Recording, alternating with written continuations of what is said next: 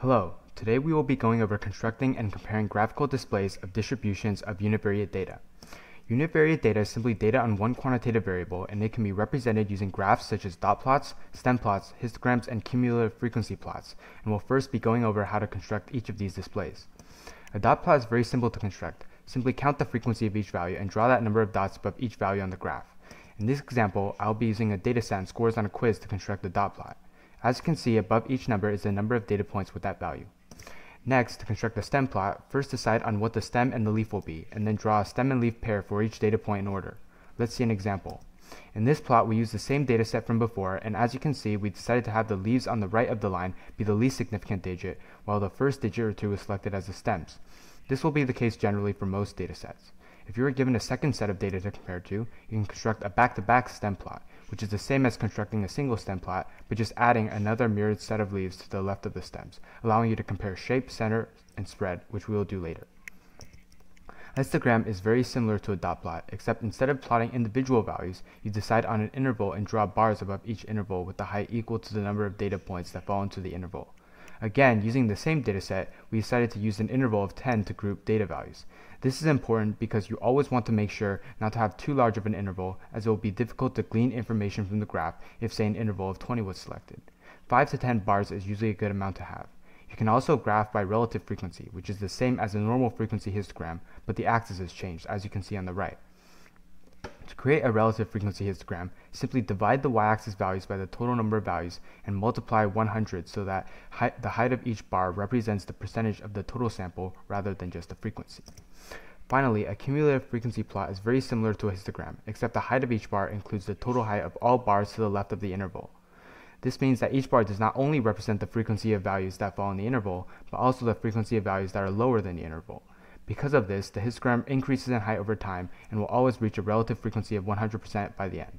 In our example, as you can see, we begin by plotting the lowest 41 value like a normal relative frequency histogram, and the bar is very low because there are no other values in the 40 to 50 interval. The next bar is the same height because while there are no values in the 50 to 60 interval, the bar includes the 41 data value because this is a cumulative frequency plot. The bars then increase in height as the intervals increase, eventually reaching 100% relative frequency. Cumulative frequency plots can also often be graphed as a line, which is basically the same thing as using a histogram, but simply connecting the corners of each bar.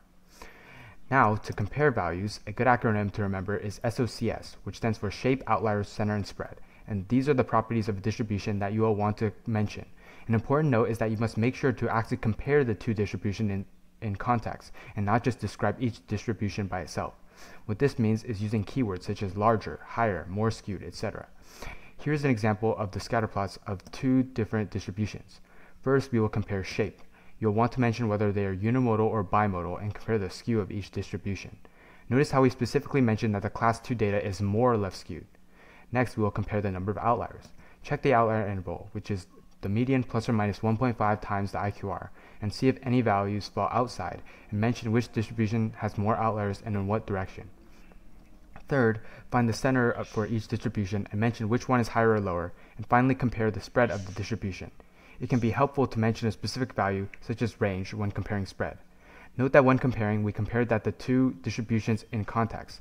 For example, when comparing the centers, we specifically mentioned that the center for class 1 was centered at a score of 91, rather than simply just 91. Here's an example of an APFRQ on analyzing and comparing univariate data. You can pause the video and attempt it for yourself and look up the scoring guidelines after. Now I will show you how to graph univariate data on a TI Nspire. So first, create a new document and go down to Add Lists and Spreadsheets.